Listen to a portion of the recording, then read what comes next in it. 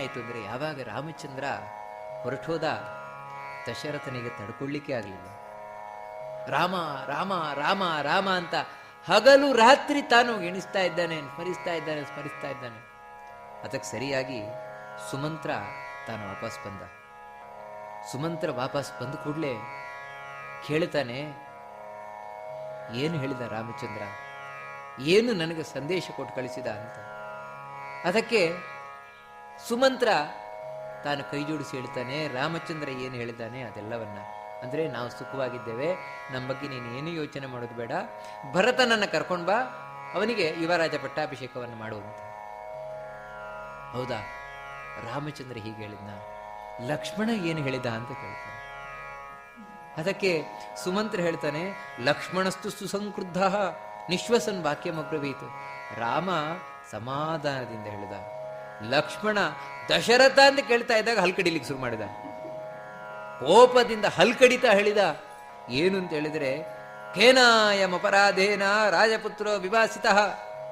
ಹೋಗಿ ಹೇಳು, ಆ ರಾಜ ಇದ್ದಾನಲ್ವ ಮುದುಕ, ಅವನ ಹತ್ರ ಹೋಗಿ ಹೇಳು, ಯಾವ ಅಪರಾಧ ಮಾಡಿದ್ದಾನೆ ಅಂತ ರಾಮಚಂದ್ರನನ್ನ ಕಾಡಿಗಟ್ಟಿದ್ಯಾ. ರಾಜ್ಞಾತು ಖಲು ಕೈಕೇಯ್ಯ ಲಘುಚಾಶ್ರಸ್ಯ ಚಾಸನಂ. ಆ ಕೈಕೇಯಿ ಇದ್ದಾಳಲ್ವ, ಅವಳು ಮಾತು ಕೇಳಿ ಇಷ್ಟು ಮಾಡಿದ್ದು ತಾನೆ. ಅಹಂ ತಾವನ್ ಮಹಾರಾಜೇ ಪಿತೃತ್ವಂ ನೋಪಲಕ್ಷಯೇ ಭ್ರಾತಾ ಭರ್ತಾ ಚ ಬಂಧುಶ್ಚ ಪಿತಾ ಚ ಮಮ ರಾಘವ. ಹೇಳು, ಆ ದಶರಥನಿಗೆ ಹೇಳು, ನಮ್ಮಪ್ಪನಿಗೆ ಅಂತಲ್ಲ ದಶರಥನಿಗೆ ಅಂತ, ನಾನು ಆ ದಶರಥನಿದ್ದಲ್ವಾ ಅವನನ್ನ ಅಪ್ಪ ಅಂತ ಒಪ್ಪುದೇ ಇಲ್ಲ ಅಂತ ಹೇಳಿದ. ಲಕ್ಷ್ಮಣ ಏನು ಅವನು ಬಂದು, ನಮ್ಮ ಅಪ್ಪನೇ ಅಲ್ಲ ಅವನು ಅಂತ ಹೇಳ್ಬಿಡು ಅಂತ ಹೇಳ್ತಾರೆ. ಅಪ್ಪನಿಗೆ ನಮ್ಮ ಅಪ್ಪನೇ ಇಲ್ಲ ನೀನು ಅಂತ ಹೇಳು ಅವರಿಗೆ. ಮತ್ತೆ ನನಗೆ ಅಣ್ಣ, ಬಂಧು, ತಂದೆ, ಸರ್ವಸ್ವವು ಕೂಡ ನನ್ನ ರಾಮಚಂದ್ರನೇ. ತ್ವಮೇವ ಮಾತಾ ಚ ಪಿತಾ ತ್ವಮೇವ, ತ್ವಮೇವ ಬಂಧುಶ್ಚ ಸಖಾ ತ್ವಮೇವ, ತ್ವಮೇವ ವಿದ್ಯಾ ದ್ರವಿಣಂ ತ್ವಮೇವ, ತ್ವಮೇವ ಸರ್ವಂ ಮಮ ದೇವದೇವ. ನಾವು ಪ್ರತಿದಿನ ದೇವರ ಮುಂದೆ ಹೇಳ್ತೇವೆ. ಆದರೆ ಇದನ್ನು ಲಕ್ಷ್ಮಣ ಜೀವನದಲ್ಲಿ ಮಾಡಿ ತೋರಿಸಿದವ. ನನಗೆ ಸರ್ವಸ್ವವು ರಾಮಚಂದ್ರ, ರಾಮಚಂದ್ರ ಬಿಟ್ಟು ಇನ್ಯಾರೂ ಇಲ್ಲ. ಸರ್ವಲೋಕ ವಿರೋಧೇನ ಕಥಂ ರಾಜ ಭವಿಷ್ಯತಿ. ಅಷ್ಟು ಮಾತ್ರ ಅಲ್ಲ, ಇವನು ಎಂಥ ರಾಜ ಇವನು. ದಶರಥನಿಗೆ ಹೇಳೋದು, ಇವನು ಯಾವ ಸೀಮೆ ರಾಜ ಇವನು. ಯಾಕಂತ ಹೇಳಿದ್ರೆ, ಅಲ್ಲ ಇಡೀ ಜನ ಎಲ್ಲ ಚೀತು ಅಂತ ಇವನಿಗೆ ಉಗಿತಾ ಇದ್ದಾರೆ, ಹಾಗೂ ನಾನು ರಾಜ ಅಂತ ಕೂತಿದ್ದಾನಲ್ಲ, ಇಡೀ ಜಗತ್ತನ್ನ ವಿರೋಧ ಮಾಡ್ಕೊಂಡು ಇವನಿಗೆ ರಾಜ ಆಗ್ಲಿಕ್ಕೆ ಸಾಧ್ಯ ಉಂಟೇನು? ಇವನ್ ರಾಜನೇ ಅಲ್ಲ, ಇವನ್ ತಂದೆ ಅಲ್ಲ, ಇವನು ಒಂದು ಸಾರಿ ಬೈದ್ಬಿಟ್ಟ ಲಕ್ಷ್ಮಣ ಅಂತ ಸುಮಂತ್ರ ಹೇಳ್ತಾನೆ. ಅದನ್ನು ಕೇಳಿದ ದಶರಥ, ಸೀತೆ ಏನು ಹೇಳಿದ್ದು ಅಂತ ಕೇಳ್ತಾನೆ. ಮತ್ತೆ ಆದ್ರೂ ಪಾಪ ದಶರಥನ ಎಂತ ಮನಸ್ಸು ಅಂತ, ಸೀತೆ ಏನು ಹೇಳಿದ್ದು ಅದಕ್ಕೆ ಹೇಳ್ತಾನೆ, ಸೀತೆ ಏನು ಹೇಳಲಿಲ್ಲ, ತಲೆ ಕೆಳಗೆ ಹಾಕೊಂಡು ಅತ್ಲಷ್ಟೇ ಅಂತ, ಇನ್ನೇನು ಹೇಳಲಿಲ್ಲ. ನೀನು ಬರಬೇಕಾದರೆ ಪರಿಸರ ಹೇಗಿತ್ತು, ಇಡೀ ಕಾಡು, ಮೃಗ, ಪಕ್ಷಿ ಇವುಗಳೆಲ್ಲ ಹೇಗಿತ್ತು, ಅದನ್ನು ನಾನು ವರ್ಣನೆ ಮಾಡು, ಅದನ್ನು ಕೇಳ್ತೇನೆ ಅಂತ ಹೇಳಿದಾಗ, ಅಪಿವೃಕ್ಷ ಪರಿಮ್ಲಾನಾಃ ಸುಪುಷ್ಪಾಂಗಾರ ಕೋರಕಾಃ ಉಪತಪ್ತೋದಕಾ ನದ್ಯಃ ಪಲ್ವಲಾನಿ ಸರಾಂಚಿ ಚ ಪರಿಶುಷ್ಕ ಫಲಾಶಾನಿ ವನಾನ್ಯುಪವನಾನಿ ಚ ನಚ ಸರ್ಪಂತಿ ಸತ್ವಾನಿ ವ್ಯಾಲಾನ ಪ್ರಚರಂತಿ ಚ. ನಾನು ರಾಮಚಂದ್ರನನ್ನ ಕಾಡಿಗೆ ಕರ್ಕೊಂಡು ಹೊರಟೆ ಅಂತ ಹೇಳಿದ್ರೆ ಯಾವ ರೀತಿ ಇತ್ತು ಅಂತ ಹೇಳಿದ್ರೆ, ರಾಮನನ್ನ ಸ್ವಾಗತ ಮಾಡ್ಲಿಕ್ಕೋಸ್ಕರ ಇಡೀ ಕಾಡೆ ಪುಷ್ಪದಿಂದ ಅರಳಿ ನಿಂತಿತ್ತು. ಪ್ರಾಣಿಗಳೆಲ್ಲ ಕುಣಿದಾಡ್ತಾ ಇದ್ದಾವೇನೋ ಅಂತ ನನಗೆ ಭಾಸ ಆಗ್ತಾ ಇತ್ತು. ರಾಮಚಂದ್ರನನ್ನ ಬಿಟ್ಟು ಬರೀ ಗಾಡಿಯಲ್ಲಿ ಯಾವಾಗ ಬರ್ತೇನೆ, ಅದೇ ಮರಗಳು ಎಲ್ಲ ಪುಷ್ಪದಿಂದ ಬಾಡಿ ಹೋಗಿದೆಯಂತೆ. ಪುಷ್ಪಗಳೆಲ್ಲ ಬಾಡಿ ಹೋಗಿದ್ವು, ನದಿಯ ನೀರು ಬಿಸಿಯಾಗಿತ್ತು, ಬಿಸಿ ಗಾಳಿ ಬೀಸ್ತಾ ಇತ್ತು. ಎಲ್ಲಿ ಹುಡುಕಿದ್ರೆ ಒಂದು ಹಾವು ಸಮೇತ ಆ ಕಡೆ ಈ ಕಡೆ ಹೋಗ್ತಾ ಇರಲಿಲ್ಲ. ಯಾಕಂದ್ರೆ ಅವುಗಳಿಗೂ ಬೇಜಾರು, ಅವುಗಳು ಸಂಚಾರ ಮಾಡ್ತಾ ಇರಲಿಲ್ಲ. ಒಂದು ಪ್ರಾಣಿ ಕಾಣ್ತಾ ಇರಲಿಲ್ಲ. ಇಡೀ ಕಾಡು ನಿರ್ಜನವಾದ ಸ್ಮಶಾನದಂತಾಗೋಗಿತ್ತು. ಅಂದ್ರೆ ರಾಮಚಂದ್ರನ ಬಗ್ಗೆ ಇಡೀ ಜಗತ್ತು ಹೇಗೆ ಸ್ಪಂದಿಸ್ತಾ ಇತ್ತು ಅಂತ. ಇದನ್ನೇ ಮಧ್ವಾಚಾರ್ಯರು ಬಹಳ ಸ್ಪಷ್ಟ ಹೇಳ್ತಾರೆ. ವೃಕ್ಷಾನ್ ಪಶ್ವಾದಿ ಕೀಟಾನ್ ಪಿತರ ಮತ ಸಖೀನ್ ಭ್ರಾತೃಭೂರ್ವಾನ್ ವಿಸೃಜ್ಯ. ರಾಮಚಂದ್ರ ಬಿಟ್ಟು ಹೋದದ್ದು ಕೇವಲ ತಂದೆಯನ್ನ, ತಾಯಿಯನ್ನ, ಬಂಧು ಬಾಂಧವರನ್ನ, ಪ್ರಜೆಗಳನ್ನ ಮಾತ್ರ ಅಲ್ಲ, ಮತ್ತೆ ಎಲ್ಲ ಜಂತುಗಳನ್ನ. ಯಾಕಂದ್ರೆ ಇವೆಲ್ಲವೂ ರಾಮ ಭಕ್ತರು. ಆಗಿನ ಕಾಲದಲ್ಲಿದ್ದ ಒಂದು ಹಾವು, ಒಂದು ಮುಗಿಸಿ, ಒಂದು ನಾಯಿ, ಒಂದು ಹುಲ್ಲು, ಒಂದು ಕಲ್ಲು, ಇದೆಲ್ಲವೂ ಕೂಡ ರಾಮನ ಭಕ್ತರು. ಅದಕ್ಕಾಗಿಯೇ ನೋಡಿ, ರಾಮಚಂದ್ರ ತಾನು ಹೊರಟಾಗ ಇವೆಲ್ಲ ರಾಮಚಂದ್ರನೊಟ್ಟಿಗೆ ಹೊರಟಿದ್ದಾವೆ. ಅಂದರೆ ಆ ಹಾವುಗಳು ಮಾಡಿದ ಪುಣ್ಯ ನಾವಿವತ್ತು ಮಾಡಿಲ್ಲ, ಆ ಹುಲ್ಲು ಮಾಡಿದ ಪುಣ್ಯ ನಾವಿವತ್ತು ಮಾಡಿಲ್ಲ. ಅವುಗಳಷ್ಟು ಪುಣ್ಯಾತ್ಮರು ಪ್ರತಿಯೊಂದು ಕೂಡ. ಅದಕ್ಕೆ ರಾಮ ನಿಲ್ಲದೇ ಇದ್ರೆ ಅವುಗಳ ಮುಖ ಎಲ್ಲ ಬಾಡಿತ್ತಂತೆ, ಅವುಗಳೆಲ್ಲ ಬೇಜಾರನ್ನು ವ್ಯಕ್ತಪಡಿಸ್ತಾ ಇದ್ವು ಅಂತ ಹೀಗೆ ಸುಮಂತ್ರ ತಾನು ಹೇಳಿ ಹೊರಟುದ. ದಶರಥನಾದರೂ ಇದನ್ನು ಕೇಳಿ ಇನ್ನಷ್ಟು ದುಃಖಿತನಾಗ್ತಾನೆ. ಅವತ್ತಿನಿಂದ ಕೈಕೇಯಿಯನ್ನು ಬಿಟ್ಟ. ಯಾವಾಗ ಕೈಕೇಯಿ ಇಂತಹ ಕಟುವಾದ ಮಾತನ್ನಾಡಿ ರಾಮಚಂದ್ರನಿಂದ ತನ್ನನ್ನು ದೂರ ಮಾಡಿದ್ಲು, ಅವತ್ತಿನಿಂದ ಕೈಕೇಯಿ ಅವಳನ್ನು ದೂರ ಮಾಡಿದ. ನೋಡಿ, ಅಯೋಧ್ಯೆಯೇ ಕೈಕೇಯಿಯನ್ನು ದೂರ ಮಾಡಿತ್ತು. ಯಾರೂ ಇಲ್ಲ ಕೈಕೇಯಿ. ದಶರಥನಾದರೂ ಕೌಸಲ್ಯ ಮನೆಯನ್ನು ಸೇರಿದ. ಕೌಸಲ್ಯ ಹತ್ರ ಕೈ ಮುಗಿದು ಪ್ರಾರ್ಥನೆ ಮಾಡಿಕೊಳ್ತಾನೆ, ನನ್ನನ್ನು ಕ್ಷಮಿಸ್ಬಿಡು, ನನ್ನ ಅಪರಾಧವನ್ನು ಕ್ಷಮಿಸ್ಬಿಡು. ಯಾಕಂತ ಹೇಳಿದ್ರೆ ನನ್ನಿಂದಾಗಿ ನಿನಗಿಂಥ ಕಷ್ಟ ಬಂತು ಅಂತ ಹೇಳಿ ಕೇಳಿದ್ರೆ ಅವಳು ಹೇಳ್ತಾಳೆ, ಇಲ್ಲ ಆ ರೀತಿ ಹೇಳ್ಬೇಡಿ, ಎಲ್ಲ ದೇವ್ರ ಇಚ್ಛೆಯಂತೆ ನಡೀತಾ ಇದೆ ಅಂತ ಪಾಪ ಸಾಂತ್ವನಗೊಳಿಸ್ತಾನೆ. ಹೀಗೆ ರಾಮಚಂದ್ರ ಕಾಡಿಗೆ ಹೋಗಿ 6 ದಿನ ಕಳೀತಾನೆ. 6ನೇ ದಿನ ಸಂಜೆ ಆಗ್ತಾ ಇದೆ, ರಾತ್ರಿ ಆಗ್ತಾ ಇದೆ. ಆಗ ದಶರಥ ಕೌಸಲ್ಯಗೆ ಒಂದು ಮಾತು ಹೇಳ್ತಾನೆ, ಯಾವತ್ತು ಮನುಷ್ಯ ಅವನು ಮಾಡಿದ್ದೇ ತಿನ್ನು, ಮಾಡದೇ ಇದ್ದು ತಿನ್ನುವುದಿಲ್ಲ. ಯದಾಚರತಿ ಕಲ್ಯಾಣಿ ಶುಭಂ ವಾ ಯದಿವಾ ಶುಭಂ ತದೇವ ಲಭತೆ ಭದ್ರೇ ಕರ್ತ ಕರ್ಮಜಮಾತ್ಮನಃ. ನಾವೇನು ಮಾಡ್ತೇವೋ ಅದನ್ನು ತಿಂತೇವೆ. ಯಾವ ಜನ್ಮದಲ್ಲಿ ಯಾವ ಪಾಪ ಮಾಡಿರ್ತೇವೋ ಅದರ ಫಲವನ್ನು ನಾವು ಅನುಭವಿಸ್ತೇವೆ. ಆ ಫಲವನ್ನು ಅನುಭವಿಸುವಂತಹ ಕಾಲ ನನ್ನ ಪಾಡಿಗೆ ಬಂದಿದೆ. ಏನು ಮಾಡಿದ್ದೆ ಅಂಥ ಅಪರಾಧ, ಈಗ ನನಗೆ ನೆನಪಾಗುತ್ತಾ ಇದೆ ಅಂತ ಹೇಳ್ತಾನೆ. ಬಹಳ ಹಿಂದೆ ಒಂದು ಘಟನೆ ನಡೆದಿತ್ತು. ನಾನು ಕಾಡಿಗೆ ಬೇಟೆಗೋಸ್ಕರ ಹೋಗಿದ್ದೆ, ಕಾಡು ಪ್ರಾಣಿಗಳನ್ನು ಸಂಹಾರ ಮಾಡಲಿಕ್ಕೋಸ್ಕರ. ರಾತ್ರಿ ವೇಳೆಯಲ್ಲೂ ಹೋಗಿದ್ದೆ. ಯಾಕಂದರೆ ರಾತ್ರಿಯಲ್ಲಿ ನದಿ ಮುಂತಾದ ಜಲಾಶಯಗಳಲ್ಲಿ ನೀರು ಕುಡಿಲಿಕ್ಕೆ ಪ್ರಾಣಿಗಳು ಬರ್ತವೆ ಅಂತ. ಆ ಪ್ರಾಣಿಗಳು ನೀರು ಕುಡಿಲಿಕ್ಕೆ ಬಂದಾಗ ಶಬ್ದ ಆಗ್ತದಲ್ವಾ, ಆ ಶಬ್ದವನ್ನು ಅನುಸರಿಸಿ ಬಾಣ ಬಿಡುವುದು, ಅದೇ ಶಬ್ದವೇದಿ ಅಂತ. ಶಬ್ದವನ್ನು ಅನುಸರಿಸಿ ಬಾಣ ಬಿಡುವುದು, ಅದು ಹೋಗಿ ಅಲ್ಲಿಗೆ ಆ ಶಬ್ದ ಎಲ್ಲಿ ಬಂತೋ ಅಲ್ಲೇ ಹೋಗಿ ನೆಡ್ತದೆ, ಪ್ರಾಣಿಗಳು ಸತ್ತು ಹೋಗ್ತವೆ. ನಾನು ಹೀಗೆ ಕಾಯ್ತಾ ಕೂತಾಗ ಮಧ್ಯರಾತ್ರಿಯ ವೇಳೆ ಒಂದು ಬುಳು ಬುಳು ಬುಳು ಬುಳು ಶಬ್ದ ಕೇಳಿಸ್ತು. ನನಗೆ ಶಬ್ದ ಕೇಳಿದ ಕೂಡಲೇ ಯಾವುದೋ ಒಂದು ಆನೆ ನೀರು ಕುಡಿಲಿಕ್ಕೆ ಬಂದಿದೆ ಅಂತ ನಾನು ಎಣಿಸಿದೆ, ಬಾಣವನ್ನು ಹೂಡಿಬಿಟ್ಟೆ. ಆದರೆ ಯಾವಾಗ ಬಾಣ ಹೂಡಿ 1-2 ನಿಮಿಷ ಆಯಿತು, 4 ನಿಮಿಷ ಆಯಿತು, ಕೂಡಲೇ ಹಾಖೇತಿ ಪದಿತಸ್ಥೋ ಯೇ ಬಾಣ ವ್ಯಧಿತ ಮರ್ಮಣಃ, ಅಯ್ಯೋ ಅಂತ ಶಬ್ದ ಕೇಳಿಸ್ತು ನನಗೆ. ಕೂಡಲೇ ಥರ ಥರ ಥರ ನಡುಗುಬಿಟ್ಟೆ. ಈ ರಾತ್ರಿಯಲ್ಲಿ ಮನುಷ್ಯ ಧ್ವನಿ ಎಲ್ಲಿಂದ ಅಂತ ಓಡೋಡಿ ಹೋಗಿ ನೋಡ್ತೇನೆ, ಒಬ್ಬ ಬಾಲಕ ಅಲ್ಲಿ ಬಿದ್ದಿದ್ದಾನೆ.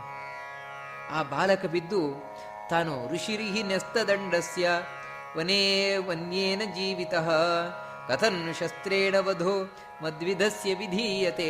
ಅವನಾದರೂ ಯಾವಾಗ ದಶರಥನನ್ನು ಕಂಡುಕೊಳ್ಳೆ ಹೇಳ್ತಾನೆ, ನಾನು ಋಷಿಯಾಗಿ ಇಲ್ಲಿ ಜೀವನ ನಡೆಸ್ತಾ ಇರುವನು, ಕಾಡಿನಲ್ಲಿರುವವನು, ನಾನು ಏನು ಅಪರಾಧ ಮಾಡಿದೆ ಅಂತ ನನಗೆ ಬಾಣ ಬಿಟ್ಟಿಯ? ನಾನು ಏನು ತಪ್ಪು ಮಾಡಿದ್ದೇನೆ? ನನಗೆ ನನ್ನ ಬಗ್ಗೆ ಚಿಂತೆ ಅಲ್ಲ.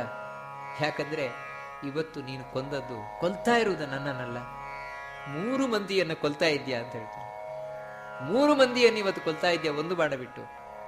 ಯಾರು ಅಂದ್ರೆ ನನ್ನನ್ನ ವೃದ್ಧರಾದ, ಹುಟ್ಟಿನಿಂದಲೂ ಕುರುಡರಾದ ನನ್ನ ಅಪ್ಪ ಅಮ್ಮಂದಿರನ್ನು. ಯಾಕಂತ ಹೇಳಿದ್ರೆ ನನ್ನ ಅಪ್ಪ ಅಮ್ಮಂದಿರಿಗೆ ನಾನಲ್ಲದೆ ಮತ್ತಾರೂ ಇಲ್ಲ. ಅವರಿಬ್ರು ಕುರುಡರು, ಬೇರೆ ಕಣ್ ಕಾಣೋದಿಲ್ಲ ಅವರಿಗೆ ನಾನೇ ಇಲ್ಲಿವರೆಗೆ ಆಶ್ರಯನಾಗಿದ್ದೆ. ಈಗ ನಾನು ಹೋದೆ ಅಂದ್ರೆ ಅವರಿಗೆ ಯಾರೂ ಇಲ್ಲ, ಅವ್ರು ಹೊರಟೋಗ್ಬಿಡ್ತಾರೆ. ಈ ರೀತಿ ನನ್ನೊಬ್ಬನಿಂದ 3 ಕೊಂದು ಹಾಕಿದೆಯಲ್ವ ನೀನು ಅಂತ ಹೇಳಿ ಈ ಬಾಣದ ವೇದನೆ ನಾನು ತಡ್ಕೊಳ್ಳಿಕ್ಕಾಗ್ತಾ ಇಲ್ಲ, ಈ ಬಾಣವನ್ನು ತೆಗಿ, ನನ್ನೊಳಗಿಂದ ತೆಗಿ ಅಂತ ಹೇಳ್ತಾನೆ. ದಶರಥ ಕೈ ಜೋಡಿಸಿ, ನನಗೆ ಗೊತ್ತಾಗ್ಲಿಲ್ಲ. ಅಳ್ತಾ ಇದ್ದಾನೆ ದಶರಥ, ಗಳಗಳಗಳ ಅಳ್ತಾ ಇದ್ದಾನೆ ದಶರಥ. ಅದಕ್ಕೆ ಹೇಳ್ತಾನೆ, ಅಳ್ಬೇಡ, ನಿನಗೆ ಪಾಪ ಬರುವುದಿಲ್ಲ ಅಂತ. ಯಾಕಂದ್ರೆ ನಾನು ಬ್ರಾಹ್ಮಣ ಅಲ್ಲ ಅಂತ. ನಾನು ಬ್ರಾಹ್ಮಣ ಅಲ್ಲ, ಅದಕ್ಕಾಗಿ ಬ್ರಹ್ಮಹತ್ಯೆ ಬರ್ತದೋ ಏನೋ ಅಂತ ನಿನಗೆ ಯಾವತ್ತೂ ನೀನು ಭಯ ಪಡೋದು ಬೇಡ. ಬ್ರಹ್ಮಹತ್ಯಾ ಕೃತಂ ತಾಪಂ ಹೃದಯಾತ್ ಅಪನೀಯತ ನದ್ವಿಜಾತಿರಹಂ ರಾಜನ್ ಮಾ ಭೂತ್ತೆ ಮನಸೋ ವ್ಯಥ. ಮತ್ತೆ ನಾನು ಯಾರು? ಶೂದ್ರಾಯ ಮಸ್ಮಿ ವೈಶ್ಯೇನ ಜಾತೋ ನರವರಾಧಿಪ. ಶೂದ್ರ ಕನ್ಯೆಯಲ್ಲಿ ವೈಶ್ಯನಿಂದ ಹುಟ್ಟಿದವನು ನಾನು ಬ್ರಾಹ್ಮಣ ಅಲ್ಲ, ಅದರಿಂದ ನಿನಗೆ ಪಾಪ ಬರುವುದಿಲ್ಲ. ಆದರೆ ವೃದ್ಧರಾದ ನನ್ನ ತಂದೆ ತಾಯಂದಿರಿಗೊಂದು ನನ್ನ ಸಾವಿನ ವಿಷಯ ತಿಳಿಸ್ಬಿಡು, ಯಾಕಂದ್ರೆ ಅದು ಬಿಟ್ಟರೆ ಇನ್ಯಾರೂ ನನ್ನ ಪಾಲಿಗಿಲ್ಲ, ಅವರಿಗಿನ್ಯಾರೂ ಇಲ್ಲ ಅಂತ ಹೇಳಿ ಈ ಬಾಣವನ್ನು ತೆಗಿ ಅಂತ ಹೇಳ್ತಾನೆ. ಆ ಬಾಣವನ್ನು ಕಷ್ಟದಿಂದ ತೆಗೆದ ಕೂಡಲೇ ಆ ಪ್ರಾಣ ಪಕ್ಷಿ ಹಾರಿ ಹೋಯಿತು. ಇದು ಯಾರು ಅಂತ ಇವನ ಹೆಸರೇನು ಹೇಳುವುದಿಲ್ಲ, ಆದರೆ ಜಗತ್ತಿನಲ್ಲಿ ಶ್ರವಣಕುಮಾರ ಅಂತ ಪ್ರಸಿದ್ಧ. ಅದು ರಾಮಾಯಣ ಹೇಳುವುದಿಲ್ಲ ಆ ಹೆಸರನ್ನು. ಅಲ್ಲಿ ಇಷ್ಟೇ ಒಬ್ಬ ಬಾಲಕ ಅಂತ ಅಷ್ಟೇ ಹೇಳ್ತಾರೆ, ಅಷ್ಟೋ ಇನ್ನೇನು ಹೇಳುವುದಿಲ್ಲ. ದಶರಥನಿಗೆ ಮನಸ್ಸು ಭಾರ ಆಯಿತು. ದುಃಖದಿಂದ ತಾನು ಬಹಳ ತಪ್ತನಾದ. ಹುಡ್ಕೊಂಡು ಹೊರಟ. ಎಲ್ಲಿ ಆಶ್ರಮವನ್ನು ಹೇಳಿದ್ದ ಈ ಬಾಲಕ ಅಲ್ಲಿಗೆ ಹೋದ. ಅಲ್ಲಿಗೆ ಹೋದ ಕೂಡಲೇ ಯಾವಾಗ ನಡ್ಕೊಂಡು ಬರ್ತಾ ಇರುವ ಶಬ್ದ ಕೇಳಿಸ್ತು. ವೃದ್ಧರಾದ ತಂದೆ ತಾಯಿಂದರು, ಮಗು ಬಾ, ಯಾಕಪ್ಪ ಇಷ್ಟೊತ್ತು ಮಾಡಿದೆ, ನಮಗೆ ತುಂಬ ಬಾಯಾರಿಕೆ ಆಗಿತ್ತು, ನೀರನ್ನು ಬಯಸಿದ್ವು, ಈಗ ಯಾಕಪ್ಪ ಇಷ್ಟು ತಡ ಮಾಡಿದೆ ಅಂತ ಹೇಳಿದಾಗ ಇನ್ನೂ ದುಃಖ ತಡ್ಕೊಳ್ಳಿಕ್ಕಾಗಲಿಲ್ಲ. ಅಯ್ಯೋ, ಇಂಥ ವೃದ್ಧರಾದ ತಂದೆ ತಾಯಿಂದಿರನ್ನ ನಾನು ಈ ರೀತಿ ಅನಾಥರನ್ನಾಗಿ ಮಾಡಿಬಿಟ್ನಲ್ವ ಅಂತ ಹೇಳ್ತಾನೆ. ನಿಮ್ಮ ಮಗ ಅಲ್ಲ ನಾನು ಅಂತ ಹೇಳ್ತಾನೆ. ನಿಮ್ಮ ಮಗ ಅಲ್ಲ ನಾನು, ಮತ್ತೆ ದಶರಥ ರಾಜ ಅಂತ ನಡೆದ ಘಟನೆ ಎಲ್ಲ ಹೇಳ್ತಾನೆ. ಸತ್ಯವನ್ನು ಹಾಗೆ ನೋಡ್ತಾನೆ. ಈ ರೀತಿ ಆಗೋಯ್ತು, ನಿಮ್ಮ ಮಗ ಪ್ರಾಣತ್ಯಾಗ ಮಾಡಿದ ಅಂತ. ಅದನ್ನು ಕೇಳಿ ಆ ವೃದ್ಧೇರಿಗೆ ತಡ್ಕೊಳ್ಳಿಕ್ಕೆ ಆಗಲಿಲ್ಲ. ಗುಳೋ ಅಂತತ್ರು. ಅತಿ ಹೇಳ್ತಾರೆ, ನಮ್ಮನ್ನು ಕರ್ಕೊಂಡು ಹೋಗುವಂತ. ಎಲ್ಲಿ ನಮ್ಮ ಮಗ ಇದ್ದಾನೆ ಅಲ್ಲಿ ಕರ್ಕೊಂಡು ಹೋಗುವಂತ. ಇವನು ಕೈ ಹಿಡಿದು ಇಬ್ಬರನ್ನು ಕರ್ಕೊಂಡು ಹೋಗ್ತಾನೆ. ರಾತ್ರಿ ದಶರಥ ಇಬ್ರು ಕೂಡ ಬಂದರು. ಎಲ್ಲಿ ಆ ಮೃತದೇಹ ಬಿದ್ದಿತ್ತು ತಮ್ಮ ಮಗನದ್ದು, ಆ ಮೃತದೇಹವನ್ನು ಹಿಡ್ಕೊಂಡು ಇಬ್ರು ಗಳಗಳ ಹತ್ತು ಬಿಡ್ತಾರೆ. ಮಗು, ನಮ್ಮನ್ನು ಬಿಟ್ಟು ಹೋಗ್ಬಿಟ್ಯಾ, ನಮಗಿನ್ಯಾರ ಕತಿ ಅಂತ ಈ ರೀತಿ ಹತ್ತು. ಚಕ್ಷುಭ್ಯಾಂ ತ್ವಾಂನ ಪಶ್ಯಾಮಿ ಪುತ್ರ ಸ್ವಜನಜಂ ದುಃಖಂ ಯದೇತನ್ ಮಮ ಸಾಂಪ್ರತಂ. ಕೂಡ್ಲೆ ಆ ದುಃಖ ತಡ್ಕೊಳ್ಳಿಕ್ಕಾಗದೆ ಹೇಳ್ತಾನೆ ಆ ವೃದ್ಧ, ಇವತ್ತು ನಾನು ದುಃಖದಿಂದ ಮಗನನ್ನ ಕಳ್ಕೊಂಡು ಯಾವ ರೀತಿ ಒದ್ದಾಡ್ತಾ ಇದ್ದೇನೆ. ನಿಜವಾಗಿಯೂ ಕೂಡ ನೀನು ಬೇಕು ಅಂತ ಮಾಡಿದ್ದಲ್ಲ, ಗೊತ್ತಿಲ್ಲದೆ ನೀನು ಮಾಡಿದ್ದು. ಅದಕ್ಕೆ ನಿನಗೆ ಬ್ರಹ್ಮಹತ್ಯಾ ದೋಷ ಬರುವುದಿಲ್ಲ, ಸ್ವಲ್ಪವೂ ಬ್ರಹ್ಮಹತ್ಯೆ ಬರುವುದಿಲ್ಲ. ಆದರೆ ನನ್ನ ಮನಸ್ಸಿಗೆ, ನಮ್ಮಿಬ್ಬರ ಮನಸ್ಸಿಗೆ ವೇದನೆಯನ್ನುಂಟು ಮಾಡಿದೆಯಲ್ವಾ, ಇದರಿಂದ ನಾನು ಹೇಳ್ತೇನೆ, ನಾವಿಬ್ರು ಕುರುಡರಾಗಿ ಮಗುವನ್ನ ಕಳ್ಕೊಂಡು ಇವತ್ತು ಆ ಪುತ್ರ ವೇದನೆಯಿಂದ ಯಾವ ರೀತಿ ಪ್ರಾಣ ಬಿಡ್ತಾ ಇದ್ದೇವೋ, ನೀನು ಕೂಡ ಮುಂದೆ ಒಂದೊಂದು ದಿನ ಹೀಗೆ ಪುತ್ರ ಶೋಕದಿಂದ ಕುರುಡನಾಗಿ ಪ್ರಾಣ ಬಿಡ್ತೀಯಾ ಅಂತ ಹೇಳ್ತಾನೆ. ಹೇಳಿ ಅವರಿಬ್ರು ಪ್ರಾಣ ಬಿಟ್ಟರು. ಇದನ್ನ ಈಗ ನೆನಪು ಮಾಡ್ಕೊಳ್ತಾನೆ ದಶರಥ. ಹೌದು, ಅವತ್ತು ಹೇಳಿದ್ರು, ಆ ಕಾಲ ಇವತ್ತು ಬರ್ತಾ ಇದೆ ಅಂತ ಹೇಳಿ ಕೂಡ್ಲು ಹೇಳ್ತಾನೆ, ಕೌಸಲ್ಯೇ ನೀನು ನನಗೆ ಕಾಣಿಸ್ತಾ ಇಲ್ಲ ಅಂತ. ನನ್ನ ಕಣ್ಣಿಗೆ ಕಾಣಿಸ್ತಾ ಇಲ್ಲ ನೀನು. ಚಕ್ಷುಭ್ಯಾಂ ತ್ವಾನ್ನ ಪಶ್ಯಾಮಿ ಕೌಸಲ್ಯೇ ತ್ವಂ ಹಿ ಮಾಂ ಸ್ಪೃಶ. ಬಾ, ನನ್ನನ್ನು ಮುಟ್ಟು ನನಗೆ ಗೊತ್ತಾಗ್ತಾ ಇಲ್ಲ. ಯಮಕ್ಷಯ ಮನುಪ್ರಾಪ್ತ ದ್ರಕ್ಷಂತಿ ನಹಿ ಮಾನವ. ಹೌದು, ಸಾಯುವ ಅಂತಿಮ ಕ್ಷಣ ಬಂದಾಗ, ಸಾಯುವ ಕಾಲ ಬಂದಾಗ ಇಲ್ಲಿ ಮನುಷ್ಯರೆಲ್ಲ ಕಾಣುವುದಿಲ್ವಂತೆ, ಏನೇನೋ ಕಾಣ್ಲಿಕ್ಕೆ ಶುರುವಾಗತ್ತಂತೆ. ನತೆ ಮನುಷ್ಯ ದೇವಾಸ್ತೆ. ನನಗೆ ಸಾಯುವ ಕಾಲ ಹತ್ತಿರ ಬಂದಿದೆ. ನಾನಿನ್ನು ಹೆಚ್ಚು ಹೊತ್ತಿರೋಲ್ಲ, ಹೆಚ್ಚು ದಿನ ಅಲ್ಲ, ಇನ್ನು ಹೆಚ್ಚು ಹೊತ್ತಿರೋಲ್ಲ, ನಾನು ಸತ್ತೋಗ್ತೇನೆ ಅಂತ ತಾನು ಹೇಳ್ತಾನೆ. ಹೇಳಿ ಕಡೆಗೆ ಒಂದು ಮಾತು ಹೇಳ್ತಾನೆ. ಅವತ್ತು ರಾತ್ರಿ ದಶರಥ ಹೇಳಿದ ಕಡೆ ಮಾತೇನು ಅಂತ ಹೇಳಿದ್ರೆ, ನತೆ ಮನುಷ್ಯ ದೇವಾಸ್ತೆ ಏಚಾಶಿ ಶುಭಕುಂಡಲಂ ಮುಖಂ ದ್ರಕ್ಷಂತಿ ರಾಮಸ್ಯ ವರ್ಷೇ ಪಂಚದಶೇ ಪುನಃ ಪದ್ಮಪತ್ರೇಕ್ಷಣಂ ಶುಭ್ರು ಸುದಂಷ್ಟ್ರಂ ಚಾರುನಾಸಿಕಂ ಧನ್ಯ ದ್ರಕ್ಷಂತಿ ರಾಮಸ್ಯ ತಾರಾಧಿಪ ಸಮಂ ಸುಖಂ ಸುಗಂಧಿ ಮಮ ರಾಮಸ್ಯ ಧನ್ಯ ದ್ರಕ್ಷಂತಿ ಯೇ ಮುಖಂ. ಒಂದೇ ಮಾತು ಹೇಳುತ್ತೆ ದಶರಥ ಕಡೆಗೆ. ಯಾರು ಅವರು ಮನುಷ್ಯರಲ್ಲ, ದೇವತೆಗಳು. ಯಾರು 14 ವರ್ಷ ಆದಮೇಲೆ ವನವಾಸವನ್ನು ಮುಗಿಸಿ ವಾಪಸ್ ಬರುವಂತಹ ಆ ರಾಮಚಂದ್ರನನ್ನ ಕಣ್ಣಾರೆ ನೋಡ್ತಾರೆ, ಆನಂದ ಪಡ್ತಾರೆ. ಅವರು ದೇವತೆಗಳಾಗಿರ್ತಾರೆ, ಮನುಷ್ಯರಲ್ಲ. ಅಂತಹ ಪುಣ್ಯಾತ್ಮರಿಗೆ ಮಾತ್ರ ಆ ಭಾಗ್ಯ ಸಿಗುತ್ತದೆ, ಉಳಿದವರಿಗೆ ಸಿಗುವುದಿಲ್ಲ ಅಂತ ಹೇಳಿದ. ಆ ರಾತ್ರಿ ಮಲಗಿದ. ಕೌಸಲ್ಯವು ಮಲಗಿದ್ಲು. ಆದರೆ ಅವತ್ತು ರಾತ್ರಿಯೇ ದಶರಥನ ಪ್ರಾಣ ಪಕ್ಷಿ ಹಾರಿ ಹೋಯಿತು. ದಶರಥ ಸತ್ತೇ ಹೋದ. ಅಂದರೆ ರಾಮಚಂದ್ರ ಕಾಡಿಗೆ ಹೋಗಿ 6ನೆಯ ದಿನ ದಶರಥ ದೇಹತ್ಯಾಗ ಮಾಡಿದ. ಮಾರನೇ ದಿನ ಬೆಳಗ್ಗೆ ಬಂದು ಒಂದಿ ಮಾಗದರೆಲ್ಲರೂ ಕೂಡ ಸ್ವಾಗತ ಮಾಡ್ತಾರೆ. ಸ್ವಾಗತ ಮಾಡಿದರೆ ಇವನು ಹೇಳುವುದಿಲ್ಲ. ಎಲ್ಲಿಂದ ಹೇಳಬೇಕು? ಸತ್ತೋಗಿದ್ದಾನೆ. ದಶರಥ ಪ್ರಾಣತ್ಯಾಗ ಮಾಡಿದ್ದಾನೆ. ಇಡೀ ಅಯೋಧ್ಯೆಗೆ ಗೊತ್ತಾಯಿತು. ಎಲ್ಲರೂ ಕೂಡ ದುಃಖದ ಮೇಲೆ ಇನ್ನೊಂದು ದುಃಖ. ರಾಮಚಂದ್ರನನ್ನ ಕಳ್ಕೊಂಡದ್ದು ಒಂದು ದುಃಖ ಆದರೆ ಇನ್ನೊಂದು ಕಡೆಯಿಂದ ದಶರಥನನ್ನು ಪ್ರಾಣತ್ಯಾಗ ಮಾಡಿದ. ಅಂದರೆ ನೋಡಿ, ನಾವು ಎಣಿಸ್ಬೇಕಾದದ್ದು ಹರಿಚಿತ್ತ ಸತ್ಯ ಅಂತ. ದೇವರ ಇಚ್ಛೆಯಲ್ಲಿ ಏನಿರ್ತದೋ ಒಂದೂ ನಮಗೆ ಅರ್ಥ ಆಗೋದಿಲ್ಲ ಅಂತ. ದಶರಥ ನನ್ನ ಮಗನನ್ನು ಸಿಂಹಾಸನದಲ್ಲಿ ಕೂರಿಸಬೇಕು, ಅದನ್ನು ನೋಡಿ ನಾನು ಸಾಯಬೇಕು ಅಂತ ಹೇಳಿದ. ಅವನ ಇಚ್ಛೆ ಈಡೇರಲೇ ಇಲ್ಲ. ಅದಕ್ಕಿಂತ ಮುಂಚೆಯೇ ತಾನು ಪ್ರಾಣತ್ಯಾಗ ಮಾಡಿದ. ಇನ್ನು ಕೈಕೇಯಿ ಇಚ್ಛೆ ಏನಾಗತ್ತೆ ನೋಡೋಣ. ಇನ್ನು ಅವನಿಗೆ ಅಂತ್ಯ ಸಂಸ್ಕಾರ ಮಾಡಬೇಕಲ್ವ ದಶರಥನಿಗೆ. ಅದಕ್ಕೆ ವಸಿಷ್ಠರು ತಾವು ಭರತನನ್ನ ಬರಲಿಕ್ಕೆ ಹೇಳಿ ಕಳಿಸಿದರು ಕೈಕೇಯಿ ದೇಶಕ್ಕೆ. ಭರತನಿಗಾದರೆ ಏನಾಗಿತ್ತು ಅಂತ ಹೇಳಿದ್ರೆ, ಯಾವಾಗ ಈ ರಾಮಚಂದ್ರ ಅಂದ್ರೆ ಇಲ್ಲಿ ದಶರಥ ತಾನು ಪ್ರಾಣತ್ಯಾಗ ಮಾಡಿದ್ದಾನೆ, ಅವತ್ತೇ ರಾತ್ರಿ ಇವನಿಗೆ ಕೆಟ್ಟ ಸ್ವಪ್ನ.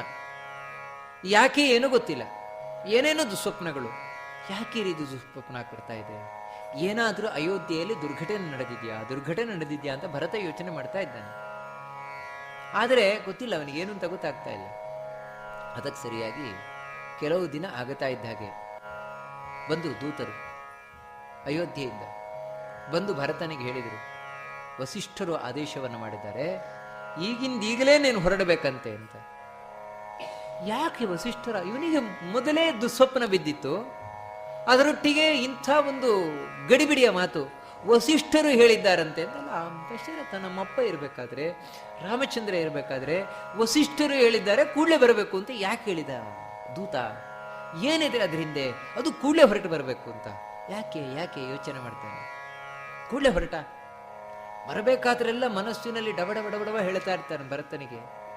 ಬಂದ ಅಯೋಧ್ಯೆ ಹತ್ರ ಬರ್ತಾನೆ. ಅಯೋಧ್ಯೆ ಮೊದಲೇ ಆಗಿಲ್ಲ, ಈಗ ಎಲ್ಲಿ ನೋಡಿದ್ರು ಕೂಡ ನಿರ್ಜನವಾಗ್ಬಿಟ್ಟಿದೆ. ಒಂದು ಆನಂದ ಇಲ್ಲ, ಸುಖ ಇಲ್ಲ, ನೆಮ್ಮದಿ ಇಲ್ಲ. ಒಂಥರ ಸತ್ತಮನೆ ಕಳೆ. ಸತ್ತಮನೆಯಲ್ಲಿ ಯಾವ ಕಳೆಯೂ ಇರುವುದಿಲ್ವಲ್ಲ, ಆ ರೀತಿ.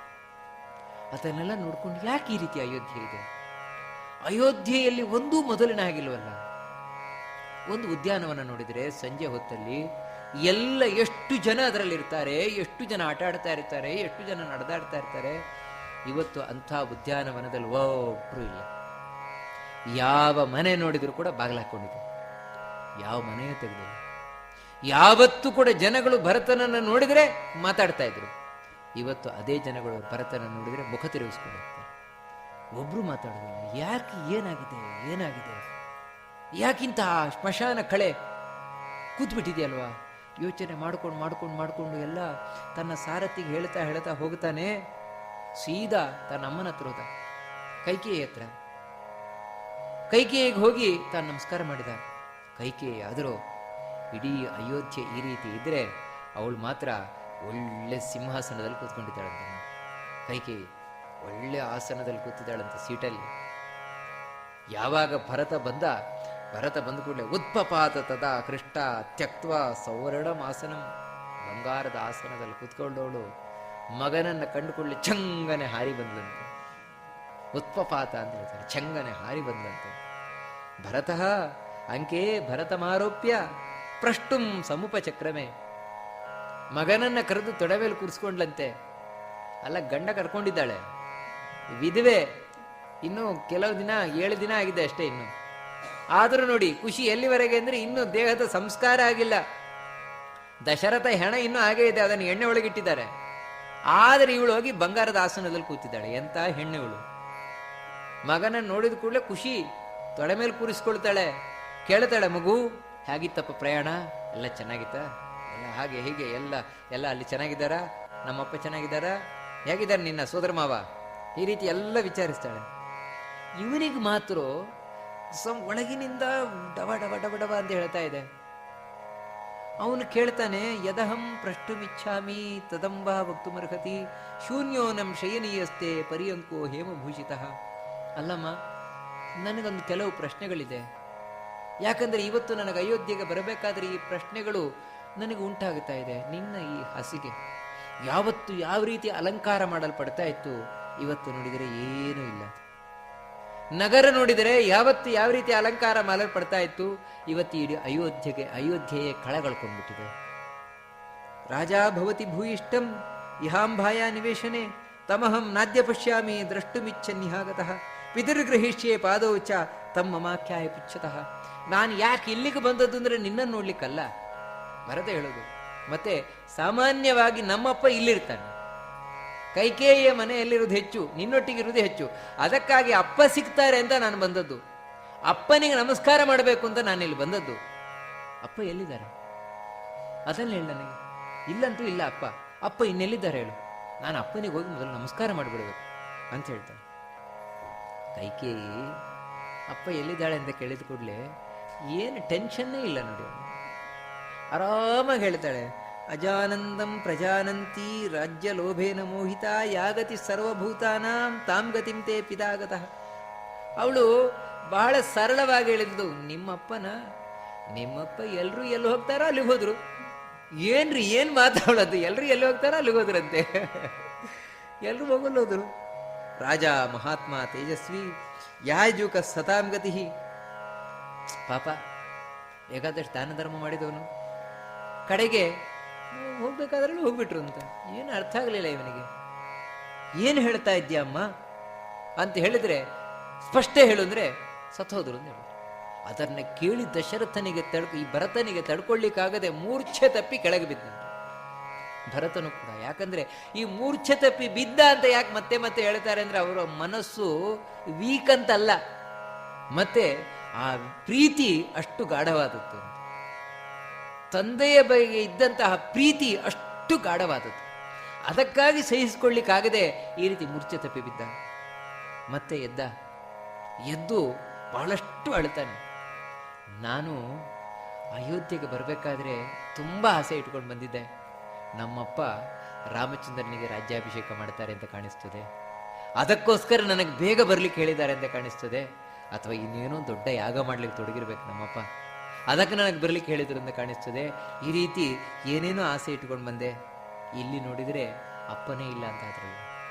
ಹೋಗ್ಲಿ, ಕಡೆಗೆ ಅಪ್ಪ ಏನು ಹೇಳೋದ್ರು, ಈ ರಾಮಚಂದ್ರನೇ ಧನ್ಯ. ಯಾಕಂದ್ರೆ ಕಡೆ ಕಾಲದಲ್ಲಿ ಅಪ್ಪನ ಹತ್ತಿರ ಆದ್ರೂ ಇದ್ರಲ್ವ, ಈ ರಾಮ ಲಕ್ಷ್ಮಣ ಮುಂತಾದವರು. ನನಗೇ ಶತ್ರುಘ್ನಿಗೆ ಈ ಭಾಗ್ಯ ಇಲ್ಲ, ರಾಮ ಲಕ್ಷ್ಮಣನಿಗಾದ್ರೆ ಈ ಭಾಗ್ಯ ಇದ್ದಾರಲ್ವ. ಕಡೆಗೆ ದಶರಥ ಏನು ಹೇಳಿದ, ಕಡೆ ಮಾತೇನು ನಮ್ಮಪ್ಪನದ್ದು ಅಂತ ಕೇಳ್ತಾನೆ. ಅದಕ್ಕೆ ಕೈಕೇಯಿ ಹೇಳ್ತಾಳೆ, ಅದು ಕಡೆಗೆ ಹೇಳಿ ಹೋದ್ರು ನಿಮ್ಮಪ್ಪ ಏನು ಹೇಳಿದ್ರು ಅಂತ ಹೇಳಿದ್ರೆ, ರಾಜ ಹೇಳಿದ ಕಡೆಗೆ ರಾಮೇತಿ ರಾಜ ವಿಲಪನ್ ಹಾಹೇತಿ ಲಕ್ಷ್ಮಣೇ ನಿಶ್ಚಿತ ಸಮಹಾತ್ಮ ಪರಂ ಲೋಕಂ ಗತೋ ಮತಿಮತಾಂಬರ. ಕಡೆಗೆ ಸಾಯಬೇಕಾದ್ರೆ ರಾಮ ರಾಮ ರಾಮ ಅಂತ ಹೇಳಿ ಸತ್ತೋದ, ಲಕ್ಷ್ಮಣ ಅಂತ ಹೇಳಿ ಸತ್ತೋದ. ಮತ್ತೇನು ಹೇಳಿದ, ಇನ್ನೇನು ಹೇಳಿದ್ರು ನಮ್ಮಪ್ಪ. 14 ವರ್ಷ ಆದಮೇಲೆ ಯಾರು ರಾಮಚಂದ್ರನ ಮುಖವನ್ನು ನೋಡ್ತಾರೋ ಅವರೇ ಧನ್ಯರು ಅಂತ ಹೇಳಿ ಪ್ರಾಣ ಬಿಟ್ಟರು ಅಂತ. ಹೌದಾ, 14 ವರ್ಷ ಆದಮೇಲೆ ರಾಮಚಂದ್ರನ ಮುಖ ಯಾಕೆ, ರಾಮಚಂದ್ರನಿಗೆ ಏನಾಯ್ತು, ರಾಮಚಂದ್ರ ಇರಲಿಲ್ವಾ ಅವಾಗ ಅಂತ ಹೇಳ್ತೀನಿ. ಅದಕ್ಕೆ ಕೈಕೇಯಿ ಈಗ ನಾನು ನನ್ನ ಘನ ಕಾರ್ಯ ಹೇಳ್ಬಿಡ್ಬೇಕು ನನ್ನ ಮಗನಿಗೆ, ಯಾಕಂದ್ರೆ ಇದು ಒಳ್ಳೆ ಸಂದರ್ಭ. ಅದಕ್ಕೋಸ್ಕರ ತಾನು ಹೇಳ್ತಾಳೆ, ಮಗು ನಾನು ಮಾಡಿದ ಕಾರ್ಯ ಏನು ಗೊತ್ತುಂಟ, ಸಹಿ ರಾಜಸುತ ಪುತ್ರ ಚೀರವಾಸ ಮಹಾವನಂ ದಂಡಕಾನ್ ಸಹ ವೈದೇಹ್ಯ ಲಕ್ಷ್ಮಣಾನುಚರಾಗತಃ. ನೋಡು, ನಾನು ಏನೇನು ಉಪಾಯ ಮಾಡಿ ರಾಮನನ್ನ ಲಕ್ಷ್ಮಣನನ್ನ ಸೀತೆಯನ್ನ ಕಾಡೆಗಟ್ಟಿಬಿಟ್ಟೆ. ಅದಕ್ಕಾಗಿ ದಶರಥ ಕೊರಕತಾಗ್ರೋಕತ ಸತ್ತ ಅಂತ. ಇದನ್ನು ಕೇಳಿದ ಕೂಡಲೇ ಭರತನಿಗೆ ಇನ್ನೊಂದು ಹೊಡೆದಾಗಾಯ್ತು. ಮತ್ತೆ ಮೂರ್ಛೆ ತಪ್ಪಿ ಬಿದ್ದ. ಮೂರ್ಛೆ ತಪ್ಪಿ ಬಿದ್ದು ನಾನು ಹೇಳ್ತಾನೆ, ನಮ್ಮಣ್ಣ ರಾಮಚಂದ್ರ ಕಾಡಿಗೆ ಹೋದ್ನ, ಯಾಕೆ ಏನಂತ ತಪ್ಪು ಮಾಡಿದ, ಯಾರ್ದಾದ್ರು ದುಡ್ಡು ಕದ್ನ, ಅಥವಾ ಕಂಡು ಹೆಣ್ಣಿನ ಮೇಲೆ ಕೈ ಹಾಕ್ಲಿಕ್ಕೆ ಹೋದ್ನ, ಅಥವಾ ಇನ್ನೇನಾದ್ರೂ ಬಡಬಗ್ಗರಿಗೆ ತೊಂದರೆ ಕೊಡ್ಲಿಕ್ಕೆ ಹೋದ್ನ, ಅಥವಾ ಇನ್ನೇನಾದ್ರೂ ಕಸ್ಮಾತ್ ಸ ದಂಡಕಾರಣ್ಯ ಭ್ರಾತ ರಾಮೋ ವಿವಾಸಿತ, ಇನ್ಯಾವ ಕಾರಣದಿಂದ ನಮ್ಮಣ್ಣ ನನ್ನ ಕಾಡಿ ಕಳಿಸ್ಬೇಕಾಯ್ತು. ಅದಕ್ಕೆ ಕೈಕೇಯಿ ಹೇಳ್ತಾಳೆ, ಏನಿಲ್ಲಪ್ಪ, ರಾಮಚಂದ್ರನಲ್ಲಿ ನೀನು ಅಂಥದ್ದೆಲ್ಲ ದೋಷ ನೋಡ್ಲಿಕ್ಕೆ ಇಲ್ಲ. ರಾಮ ಯಾವತ್ತೂ ಇನ್ನೊಬ್ರು ದುಡ್ಡನ್ನು ಕದಿಯೋನಲ್ಲ. ನರಾಮ ಪರದಾರಾನ್ ಸಹ ಚಕ್ಷುರ್ಭ್ಯಾಮಪಿ ಪಶ್ಯತಿ. ಇನ್ನು ಕಂಡು ಹೆಣ್ಣುಗಳನ್ನು ಹಾಳು ಮಾಡೋದು. ಅಯ್ಯೋ, ರಾಮಚಂದ್ರ ಪರಸ್ತ್ರೀಯರನ್ನ ಕಣ್ಣೆತ್ತಿಯೂ ನೋಡುವುದಿಲ್ಲ. ಇನ್ನು ಇದೇನು ಮಾಡು, ಏನು ಮಾಡಿಲ್ಲ ರಾಮಚಂದ್ರ, ಏನೂ ತಪ್ಪು ಮಾಡಿಲ್ಲ. ನೋಡಿ, ಇದೇ ಹೇಳುದು ದೋಷ ದೂರ ಅಂತ. ನಾವು ದೇವರನ್ನು ಏನು ಕರಿತೇವೆ ಅಂದ್ರೆ ಒಂದು ದೋಷವೂ ಇಲ್ಲದೆ ಇರುವವ ಅಂತ. ಅದು ಹೇಗಂದ್ರೆ ರಾಮನೇ ಸಾಕ್ಷಿ, ರಾಮಚಂದ್ರನ ಹಾಗೆ. ಕೈಕೇಯಿಗೂ ಕೂಡ ನೋಡಿ ರಾಮಚಂದ್ರನ ಒಂದು ದೋಷ ಹೇಳಲಿಕ್ಕಾಗೋದಿಲ್ಲ. ಅವಳು ಹೇಳುದು ಅಷ್ಟೇ, ರಾಮನಲ್ಲಿ ಒಂದು ದೋಷವೂ ಇಲ್ಲ, ಮತ್ತೆ ಯಾಕೆ ಕಾಡಿ ಕಳಿಸಿದ್ರಿ? ನಾನೇ ಮಾಡಿದ ಉಪಾಯ, ನಿನಗೋಸ್ಕರ ಮಾಡಿದ ಮಗನೇ, ನಿನಗೆ ರಾಜ್ಯ ಸಿಗಬೇಕು ಅಂತ ನಾನು ಇಷ್ಟು ಮಾಡಿದ್ದು ಅಂತ. ಅವಳ ಮನಸ್ಸಿನಲ್ಲಿ ಏನು ಅಂದ್ರೆ, ನನ್ನ ಮಗ ಈಗ ಶಬಾಷಮ್ಮ, ಅಮ್ಮ ಅಂದ್ರೆ ನಿನ್ನ ಆಗಿರ್ಬೇಕು, ನಿನ್ನಂತ ಅಮ್ಮ ಪಡೆದ ನಾನೇ ಧನ್ಯ, ಈ ರೀತಿ ಹೇಳ್ತಾನೆ ಅಂತ ಅವಳು ತಿಳ್ಕೊಂಡಿದ್ದಾಳೆ. ಆದರೆ ಭರತನಾದರೂ ಯಾವಾಗ ರಾಮಚಂದ್ರ ಕಾಡಿಗೆ ಹೋಗಿದ್ದಾನೆ ಅಂತ ಗೊತ್ತಾಯ್ತು, ಅದು ನನ್ನ ಅಮ್ಮ ಕಳಿಸಿದ್ದಾಳೆ ಅಂತ ಗೊತ್ತಾಯ್ತು, ಅದು ನನಗೋಸ್ಕರ ರಾಜ್ಯ ಸಿಗಬೇಕು ಅಂತ ಇಷ್ಟೆಲ್ಲ ಅಮ್ಮ ಮೋಸ ಮಾಡಿದ್ದಾಳೆ ಅಂತ ಗೊತ್ತಾಯ್ತು, ಕೂಡ್ಲೇ ಉರಿದು ಕೆಂಡಾಗ್ಬಿಟ್ಟ. ವಿಹೀನ ಸ್ಯಾತ ಪಿತ್ರಾಚ ಭ್ರಾತ್ರ ಪಿತೃ ಸಮೇನ ಚ ದುಃಖೇನ ಮೇ ದುಃಖ ಮಕನೋಹೋ ವ್ರಣೆ ಕ್ಷಾರಮಿವಾದದಾಹ. ನೀನು ಎಂಥ ಅಮ್ಮ ಅಂತ ಶುರು ಮಾಡಿದ, ನೀನು ಅಮ್ಮ ಅಲ್ಲ, ಮೊದಲೇ ನಾನು ದುಃಖ ಪಡ್ತಾ ಇದ್ದೇನೆ, ದುಃಖದ ಮೇಲೆ ದುಃಖ ಪಡಿಸ್ತಾ ಇದೆಯಲ್ವ ನನಗೆ. ಇದು ಯಾಗಾಯ್ತು ಅಂತ ಹೇಳಿದ್ರೆ, ಗಾಯದಿಂದ ಒದ್ದಾಡ್ತಾ ಇರುವವನಿಗೆ ಗಾಯದ ಮೇಲೆ ಉಪ್ಪು ಹಾಕಿದರೆ ಯಾವ ರೀತಿ ಆದಿತ್ತು, ಆ ರೀತಿ ನೀನು ಮಾಡ್ತಾ ಇದೆಯಲ್ವಾ. ನೀನು ನನ್ನ ಅಮ್ಮ ಅಲ್ಲ, ನೀನು ಈ ಕುಲವನ್ನು ನಾಶ ಮಾಡ್ಲಿಕ್ಕೆ ಬಂದ ಕಂಟಕ ನೀನು ಅಂತ ಬೈತಾನೆ. ನೀನು ಕಂಟಕ, ಮುಳ್ಳು ನೀನು. ಅಂಗಾರ ಮುಪಗೂಹ್ಯಸ್ಮ ಪಿತಾಮೇ ನಾವ ಬುದ್ಧವ. ನಮ್ಮಪ್ಪನಿಗೆ ಗೊತ್ತಾಗಲಿಲ್ಲ ಇದೊಂದು ಬೂದಿ ಮುಚ್ಚಿದ ಕೆಂಡ ಅಂತ ಗೊತ್ತಾಗಲಿಲ್ಲ. ಇದರ ಬೂದಿಗೆ ಮರಳಾಗಿ ನಿನ್ನನ್ನು ಕರ್ಕೊಂಡು ಬಂದ, ಆದರೆ ಒಳಗೆ ಇಷ್ಟು ಬೆಂಕಿ ಇದೆ ಅಂತ ಗೊತ್ತಾಗಲಿಲ್ಲ. ಇಡೀ ನಮ್ಮ ವಂಶವನ್ನು ಸುಟ್ಟು ಭಸ್ಮ ಮಾಡಿದ್ಬಿಡ್ತದೆ ಅಂತ ಗೊತ್ತಾಗಲಿಲ್ಲ. ವರ್ತತೆ ಗುರುವೃತ್ತಿಜ್ಞೋ ಯಥಾ ಮಾತರಿ ವರ್ತತೆ ತಥಾ ಜ್ಯೇಷ್ಠೇ ಹಿ ಮಾತಾ ಕೌಸಲ್ಯ ದೀರ್ಘದರ್ಶಿನಿ. ಹೇಳ್ತಾನೆ, ನನ್ನ ತಾಯಿ ಕೌಸಲ್ಯ ಯಾವತ್ತೂ ಈ ರೀತಿ ಮಾಡಿದವಳು, ಸುಮಿತ್ರೆ ಯಾವತ್ತೂ ಮಾಡಿದವಳಲ್ಲ. ಯಾಕಂದ್ರೆ ದೊಡ್ಡವರು ಅಂದ್ರೆ ದೊಡ್ಡವರ ಹಾಗೆ ಇರಬೇಕು, ಯಾವತ್ತು ಇಂಥ ನೀಚ ಕೆಲಸವನ್ನು ಮಾಡ್ಲಿಕ್ಕೆ ಹೋಗಬಾರ್ದು. ಉತ್ಪನ್ನ ಆತು ಕಥಂ ಬುದ್ಧಿ ತವೇಯಂ ಪಾಪಕರ್ಷಿಣಿ. ಅಲ್ಲ, ನಿನಗೆ ಇಂಥ ಬುದ್ಧಿ ಯಾಕೆ ಬಂತು, ಇಂಥ ಪಾಪದ ಬುದ್ಧಿ ಯಾಕೆ ಬಂತು ನಿನಗೆ? ಸಾಧು ಚಾರಿತ್ರ್ಯ ವಿಭ್ರಷ್ಟೇ ಪೂರ್ವೇಶಾಂ ನ ವಿಗರ್ಹಿತ. ಹಿಂದಿನವ್ರು ಯಾರು ಈ ರೀತಿ ಮಾಡಿಲ್ಲ, ನಿನಗೆ ಮಾತ್ರ ಯಾವ ರೀತಿ ಬಂತು ಅಂತ ಹೇಳ್ತಾ ನೀನು ಬದುಕಲಿಕ್ಕೆ ಅನರ್ಹಳು ಅಂತ ಹೇಳಿಬಿಟ್ಟ. ರಾಜ್ಯಾತ್ ಭ್ರಂಶಸ್ವ ಕೈದೇಯಿ ನೃಶಂಸೆ ದುಷ್ಟಚಾರಿಣಿ ಪರಿತ್ಯಕ್ತಾಸಿ ಧರ್ಮೇಣ ಮಾಮೃತಂ ಮೃದತಿ ಭವ.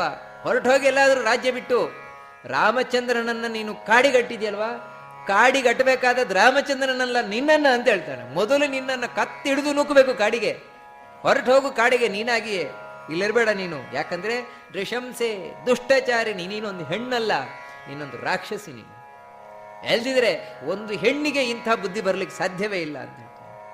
ನಿನ್ನನ್ನು ನಾನು ಬಿಟ್ಟುಬಿಟ್ಟಿದ್ದೆ, ನನ್ನಮ್ಮನೇ ಇಲ್ಲ ಅಲ್ಲ ನೀನು ಅಂತ ಹೇಳ್ಬಿಟ್ಟು, ನನ್ನಮ್ಮನೇ ಇಲ್ಲ ನೀನು, ಹೊರಟೋಗು, ಎಲ್ಲಿಗೆ ಬೇಕಾದ್ರೂ ಹೊರಟೋಗು ಅಂತ.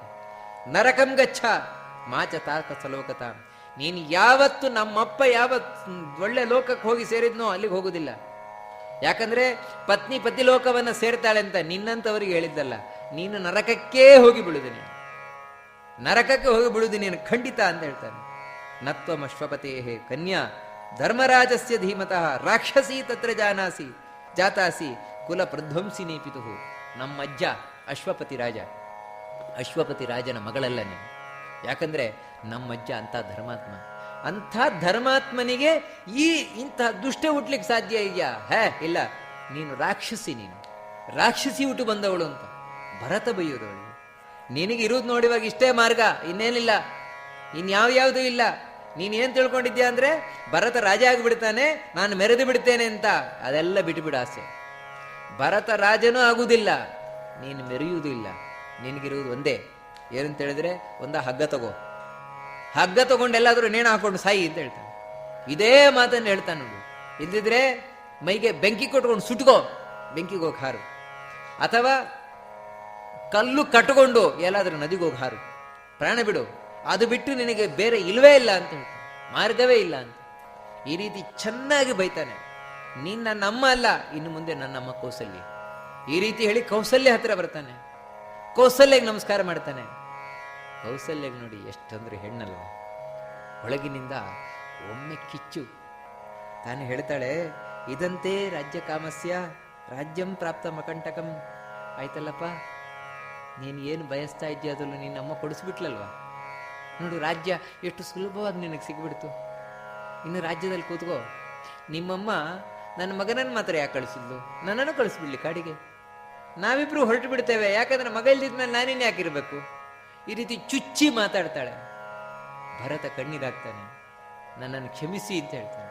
ಕ್ಷಮಿಸಿ, ಯಾರೋ ಮಾಡಿದ ತಪ್ಪಿಗೆ ನಾನು ಫಲ ತಿನ್ಬೇಕಾಗ್ತದೆ, ನಾನು ಅನುಭವಿಸ್ಬೇಕಾಗ್ತದೆ, ನನ್ನ ಅಪರಾಧವನ್ನು ಕ್ಷಮಿಸಿ, ನಾನು ಅದಕ್ಕೆ ಬಂದವನಲ್ಲ. ನೋಡಮ್ಮ, ನನ್ನಮ್ಮನನ್ನ ಬಿಟ್ಟು ನಾನು ನಿನ್ನ ಬಳಿಗೆ ಬಂದಿದ್ದೇನೆ, ನೀನೇ ನನ್ನಮ್ಮ. ನಾನು ಶಪಥ ಮಾಡ್ತೇನೆ ನಿನ್ನ ಮುಂದೆ, ಯಾವುದೇ ಕಾರಣಕ್ಕೂ ನಾನು ಸಿಂಹಾಸನವನ್ನೇರುವುದಿಲ್ಲ. ರಾಮನೇ ರಾಜ, ಆ ರಾಮಚಂದ್ರನನ್ನ ಕರೆದು ನಾನು ಸಿಂಹಾಸನದಲ್ಲಿ ಕೂರಿಸ್ತೇನೆ, ಮತ್ತೆ ರಾಮಚಂದ್ರನ ರಾಜನನ್ನಾಗಿ ಮಾಡ್ತೇನೆ, ಇದು ನನ್ನ ಶಪಥ ಅಂತ ಹೇಳಿ ತನ್ನ ಕಣ್ಣೀರು ಹಾಕ್ತಾನೆ. ಅದನ್ನು ಕೇಳಿ ಕೌಸಲ್ಯಗೆ ಎಂಥ ಭ್ರಾತೃಭಕ್ತಿ, ಅದನ್ನು ನೋಡಿ ಆನಂದ ಪಟ್ಲಂತೆ. ಮಗು, ಏನು ನೋವಿನಿಂದ ಹೇಳಿಬಿಟ್ಟೆ ಅಷ್ಟೇ ಅಂತ ಹೇಳಿ ಭರತನನ್ನು ಅಪ್ಪಿಕೊಳ್ತಾಳೆ. ವಸಿಷ್ಠರು ಮುಂದೆ ದಶರಥನ ಅಂತ್ಯ ಸಂಸ್ಕಾರಗಳನ್ನೆಲ್ಲ ಮಾಡಬೇಕಲ್ವ, ಅದನ್ನೆಲ್ಲ ಮಾಡಲಿಕ್ಕೆ ಹೇಳ್ತಾರೆ. ಭರತ ಎಲ್ಲ ಅಂತ್ಯ ಸಂಸ್ಕಾರಗಳನ್ನೆಲ್ಲ ಅಳ್ತಾನೆ ಮಾಡಿದ ಶತ್ರುಘ್ನನೊಂದಿಗೆ. ಎಲ್ಲ ಬಂದು ರಾಜನಂತ ಭರತನಿಗೆ ಹೇಳುದು, ಯಾಕಂದ್ರೆ ಮುಂದೆ ಪಟ್ಟಾಭಿಷೇಕ ಆಗೋನಲ್ಲ ಅಂತ. ಕೂಡಲೇ ಭರತ, ಕರಿಬೇಡಿ, ಕರಿಬೇಡಿ, ನಾನ್ ರಾಜ ಅಲ್ಲ. ಅವನಿಗೊಂದೊಂದು ಭಾರಿ ಸಂಕೋಚದ ವಿಷಯ. ಅವನು ಶತ್ರುಘ್ನ ಹತ್ರ ಬಂದು ಹೇಳುದು, ನೋಡಿ ಎಲ್ಲ ನನ್ನ ರಾಜ ಅಂತ ಕರೀತಾರೆ, ಎಷ್ಟು ಹೇಳಿದ್ರು ಇವ್ರಿಗೆ ಅರ್ಥ ಆಗುದಿಲ್ಲ ಅಂತ. ಈ ರೀತಿ ತಾನು ಎಲ್ಲ ಅಂಪನ ಅಂತ್ಯ ಸಂಸ್ಕಾರಗಳನ್ನೆಲ್ಲ ಮುಗಿಸಿ ಬ್ರಾಹ್ಮಣರಿಗೆ ಬೇಕಾದಷ್ಟು ದಾನ ಧರ್ಮ ಮುಂತಾದವುಗಳೆಲ್ಲ ಮಾಡಿದ್ದಾನೆ. ಮತ್ತೆ ರಾಮಚಂದ್ರನನ್ನ ಇನ್ನು ತಾನು ಅಯೋಧ್ಯೆಗೆ ಮರಳಿ ಕರ್ಕೊಂಡು ಬರಬೇಕು, ಅದಕ್ಕೆ ಮಾತಾಡ್ತಾ ಇದ್ದಾನೆ. ಅಂಥ ಸಂದರ್ಭದಲ್ಲಿ ಮಂಥರೆ ಅಲ್ಲಿ ತಿರುಗುತ್ತಾ ಇದ್ಲು. ಮಂಥರೆಗೆ ಇವಾಗ ಭಾರಿ ಖುಷಿ, ಯಾಕಂದ್ರೆ ತನ್ನದೇನೇನು